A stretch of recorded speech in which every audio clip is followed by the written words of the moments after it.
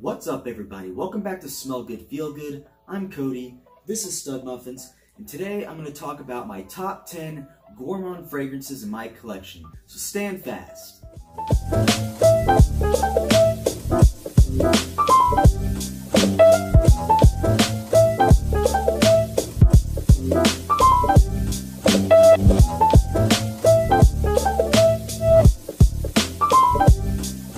Okay, it looks like Zephyr wants to join in too. So, the question is, what are gourmand fragrances? What makes a fragrance a gourmand fragrance? So, a gourmand fragrance is generally a fragrance that has a food-like quality to its scent. It usually smells like something edible. I personally really like gourmand fragrances. They usually smell delicious, and unfortunately sometimes even make me feel hungry. Alrighty guys, let's go ahead and get into this top 10 list. So, in my number 10 spot is Thierry Mugler's Crypto Mint. This fragrance to me smells kind of like a Girl Scout Thin Mint cookie or a York Peppermint Patty. So the main players in this fragrance is mint, patchouli, tonka, you get chocolate and vanilla, and a little bit of that coffee note in there. You do get a bit of that standard A-Man DNA in this, but like I said, that chocolatey mint vanilla combines together and it gives it this kind of, like I said, York Peppermint Patty or Thin Mint type smell to it. It smells really good, and some people even say that this does really well in the summertime. I feel like because of the richness to it and that underlying A-Man DNA, I feel like it does better in spring and fall. But in my number 10 spot is Crypto Mint by Thierry Mugler. Next up in my number 9 spot is a clone of a very popular gourmand fragrance, and this is a sample of Alexandria Fragrance's Gourmand Kiss, which is a clone of Dior's Fève Délicieuse. Though, whenever I sprayed this on, and my fiance kind of agreed with me, this kind of has almost like a Cocoa Puffs type smell to it, like the cereal. So it's not like a rich milk chocolate type scent, it's like a cocoa powder with the caramel, and it's kind of creamy too in there with that vanilla, and I guess the milk as well. But yeah, it just kind of smells like a Cocoa Puffs bowl of cereal to me. Now, I will admit that I have not smelled Fève Délicieuse, so I can't tell you whether or not this Gourmand Kiss smells exactly like it or not, but I will say that I do really like the smell of this gourmand fragrance. If any of you all have smelt Fève Délicieuse and this, please comment down below and tell me how close they are to each other. Alright, next up in my number 8 spot is another Alexandria fragrance, and it is a clone of Tom Ford's Lost Cherry, which came out recently, and this is Fructus Virginis. And this is a sample size right here. Overall, to me, what this smells like, it kind of reminds me of like a jelly, like a cherry jelly filled donut or some kind of cherry pastry. It's very, very rich and sweet, and I have smelled Tom Ford's Lost Cherry, and I will say that both of these smell very, very similar. In terms of performance, I haven't tested out Tom Ford's version, or the original version. I haven't tested out Lost Cherry to see how it performs, but this does have pretty decent performance. I heard on a lot of people it's pretty beast mode. On me, it's just average on me. But yeah, if you want to smell like a cherry pastry or a cherry donut, go ahead and try out Tom Ford's Lost Cherry, or if you want to save some money, try Alexandria's Fructus Virginis. Okay, my number 7 spot is a fragrance by Dua Fragrances, and this is one of the 3 fragrances that Dua had sent me whenever I reached out to them. They had sent me a clone of Baccarat Rouge 540 Extrait de Parfum, and they sent me their clone of Creed Aventus Cologne, which was Poseidon Cologne, and then they sent me this, Veneto 101. Now this fragrance is inspired by Giroff's Verona 010. I have not smelt the original fragrance because the original fragrance was made in a very limited release. I think there was barely over 100 bottles made, and they were extremely expensive, like $2,500 or so. And so I can't tell you if this smells like it or not, but I will say that to me this comes off as a very gourmand fragrance. But basically, to my nose, it smells like a lemon cookie. Like there's some caramel in there, it's kind of sugary, there's vanilla, but there's bergamot, which gives it this kind of citrusy smell. But to me, it smells like what those Girl Scout lemon cookies taste like. So it's very tasty. I don't think I would wear this in warm weather, but I would probably wear it in spring or fall. And I get pretty good performance with this, actually. It performs really well. Yeah, like I said, I can't tell you how close it is to the real deal. I was even trying to look for samples of it online, and I couldn't find anything. So, who knows if this smells like it or not, but as a standalone fragrance, it smells pretty good and pretty delicious. Okay, my number 6 spot is a very popular fragrance. I'm sure everybody's heard of it by now, and it is Salvatore Ferragamo's Uomo. This is a nice, sweet gourmand fragrance that I guess the main note that they're trying to go with this fragrance is the Italian dessert, at least I think it's Italian, tiramisu. So if you've tasted and smelled tiramisu, then you kind of know what this would smell like. I don't think it smells exactly like photorealistically like tiramisu, but whenever, you know, they say, hey, we're trying to go for a tiramisu smell, and then you smell it, you're like, okay, yeah, I get that. So maybe just smelling it and not having that background knowledge, I probably wouldn't have said, oh, it smells like tiramisu. But after it's mentioned, yeah, I can kind of pick up on those notes and that likeness. But either way, this is a very nice, sweet fragrance that's great for fall. You can probably even pull it off in the winter time. It's got tonka, it's got cardamom in there, and a little bit of citrus in there as well. But yep, this is a very nice, very cheap fragrance that I picked up at my local Marshalls, so keep an eye out at your TJ Maxx and Marshalls. You can pick this one up. And its, you know, counterparts that are all out there now too. My number 6 spot, Salvatore Ferragamo, Uomo. My number 5 spot is a newer fragrance house in the community, and that is Happy Land Fragrances, or Happy Land Studios. And the fragrance is Happy Land Signature.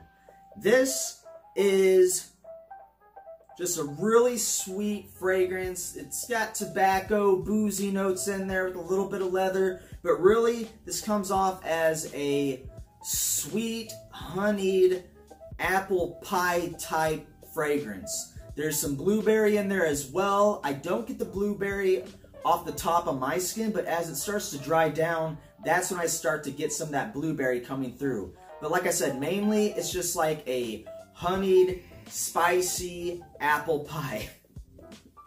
I also get really good performance with this. I wore this one spray on my chest when I went to work the other day, and I kept thinking after a few hours that it was gone, but as soon as I started moving around and heating up, I'd start getting that honey apple pie smell coming up through my shirt and up into my nose, like throughout the whole day. I put it on at like 5:30 in the morning, and I was still smelling whiffs of it into the afternoon. Great price, great performance, great fragrance. It does come off as a niche type fragrance. If this was in a Parfums de Marly bottle, it wouldn't, the smell would not be surprising, okay? So I get like that Parfums de Marly niche quality but crowd pleasing type scent with this Happy Land Signature. So my number 5 spot is Happy Land Signature. Okay, my number 4 spot is probably not a stereotypical gourmand fragrance, but there are aspects of it that gives it a gourmand type scent to me. And that is Maison Martin Margiela's By the Fireplace. Now I think a more accurate kind of fireplace type scent that's just pure like crackling, smoldering woods is Imaginary Author's Memoirs of a Trespasser. But like when I smell this fragrance, I smell like the whole picture of a bonfire with toasted nuts, and toasted marshmallow. And that toasted marshmallow note, and I don't even think that it's meant to have a toasted marshmallow note, but I smell like toasted marshmallows whenever I wear this fragrance. But that toasted marshmallow and toasted chestnut is what gives it that gourmand type quality to me. I really, really love this fragrance, and it's great for fall and winter time, and I get really good performance with this. This is like beast mode on my skin, so I highly, highly recommend it. Maison Martin Margiela's Replica by the Fireplace. My number 3 spot of one of my favorite gourmand fragrances in my collection is a sample of a fragrance that I want a full bottle of, and this is a clone. I know a lot of people out there hate clones. I'm sorry, okay? If I could have the real deal, that'd be cool too, but I'll settle with a clone, okay? But this is a clone of Parfums de Marly Wajan, and this is Alexandria Fragrances Apple Crumb. Now, I'm just going to say that this just smells like an apple pie, guys. If you want to smell like an apple pie, get Apple Crumb by Alexandria Fragrances, or you can get Parfums de Marly Wajan. I don't know if I'm saying that right. I'm just going to say Wajan. But yeah, this is a very delicious fragrance. It smells, I think this would be like a great Thanksgiving type scent. And I get really good performance with this. I don't know how good the real deal is. I have smelled Wajan before on only one occasion. I wasn't able to compare these side by side, but whenever I smell this, it does bring me straight to in my memory of smelling that Parfums de Marly Wajan fragrance. So, my number 3 spot is Alexandria Fragrances Apple Crumb, or you could just say Parfums de Marly Wajan. Alright, and my number 2 spot is one of probably the most popular fragrances, original creations. This is an original creation from Alexandria Fragrances, okay? And it's probably one of their all-around more popular fragrances. It's usually always sold out.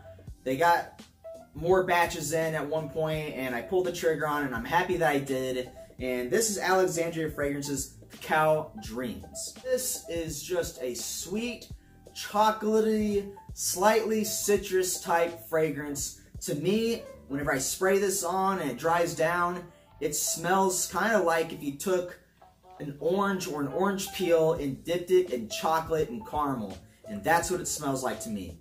You get just this rich, like photorealistic chocolate and a little bit of caramel in there. And then just somewhere in there is just a slight orangey citrus type scent to me that just, I don't know, I feel like I've had some kind of fruity, chocolatey candy that tastes like this smells at some point in my life, because I'm just getting these images in my head of just like a dipped orange wedge in chocolate and caramel.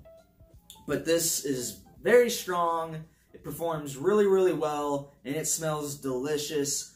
I wouldn't say it's a very versatile fragrance because of just how kind of photorealistic gourmand it is, but you could probably wear this on like a Valentine's Day or just any kind of sensual moment with your significant other, okay? That's kind of the vibes I get from this fragrance. So my number 2 spot is Alexandria Fragrances original creation, Cacao Dreams.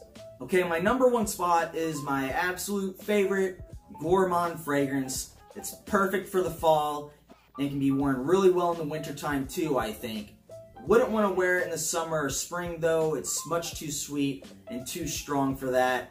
But in my number 1 spot is Phoenix Artisan Accoutrements Bleu Sawin EDP.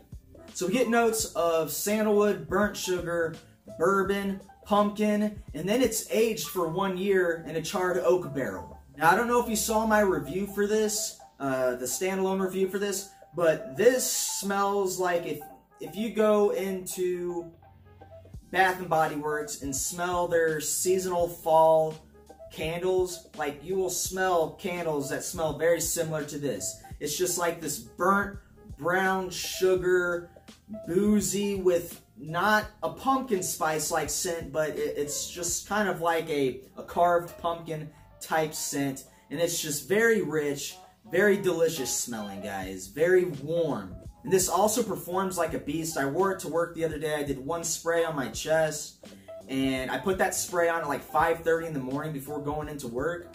And then as I was going through the day, I was catching whiffs of it. And then as it started sitting closer to the skin, as the hours went by, I would put my nose in my shirt and I would see if I could catch whiffs of it. And by like 3 o'clock, I was still being able to put my nose in my shirt and I could smell it. And I pretty much just stopped checking to see how much longer I could smell it for. So I don't know how much longer it went after 3 p.m., but I mean, I put it on at 5:30 in the morning and I was still catching whiffs of it 3 p.m. in the afternoon. So it's got really good staying power. It has really good projection like the first hour to hour and a half.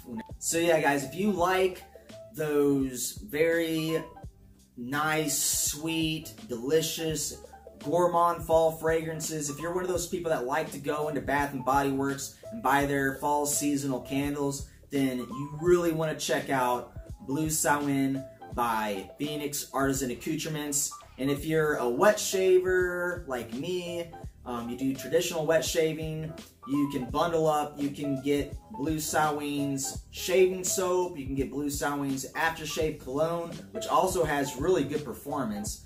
You can get like 4 to 6 hours of performance just off the aftershave.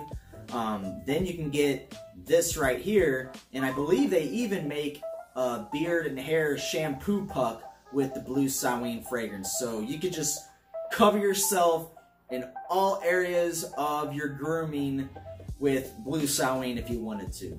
But anyways, guys, I hope you liked that video. If you're a gourmand lover like me, please let me know out of all these fragrances which ones you've tried, which ones you liked, which ones you disliked, and then tell me what are some of your favorite gourmand fragrances out there so that I can get my nose on them, because gourmand fragrances, winter, fall fragrances are my favorite types of fragrances, and I'm always in the market to find more.